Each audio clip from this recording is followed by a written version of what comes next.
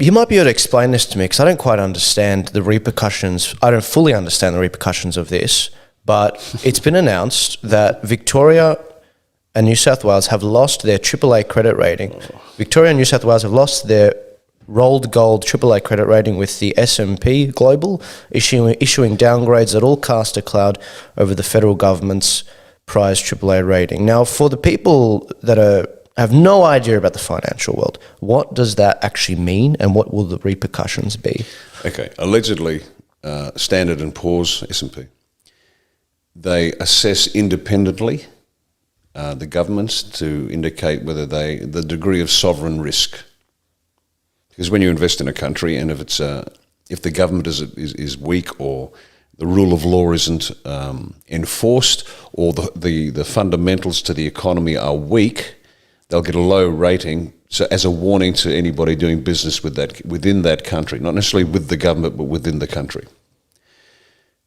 Now that's allegedly what Standard & Poor's and the rest of these rating agencies do. In reality, like everywhere else on the planet, these people, you can pay for a rating if you want it, but there's an agenda. This is a means by which Australian investment in Australia can be controlled. Because if you get a hit to your AAA credit rating, then people might take a step back and say, well, we're not going to invest our hard-earned cash into your country because there's a low risk. But that presupposes that S&P is honest. I don't believe they are for a fraction of a second. There's no globalist organisation that is honest. And this is, we shouldn't have a AAA rating for ages. If you're looking at this dispassionately, Australia and Vic and New South Wales and Queensland included should have lost their AAA rating ages ago, but they've pretended that they still have had it up. Queensland's going to have a state debt of $180 billion by June next year. Yeah. $180 billion. Good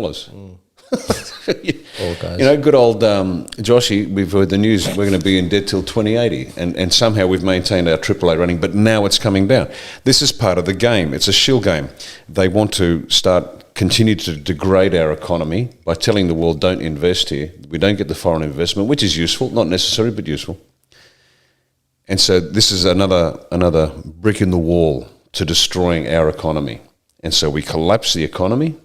People are worried about feeding their families, and that prepares the ground for, let's say, a great reset, massive changes to the fundamentals of our society. But when your kids are screaming from hunger, you don't care who's going to save you, and they'll turn up and promise you all sorts of things, like, in the future you will own nothing and you will be happy. And they'll say, do I get to feed my kids? And if they say yes, I'm all for it, whatever you want. Because that's what they want to do. So this is another distraction. It's another lie. It's another move by the globalists to undermine us. And those two clowns on the screen, they couldn't organise a AAA rating if they tried. Again, they're just like puppets on a string.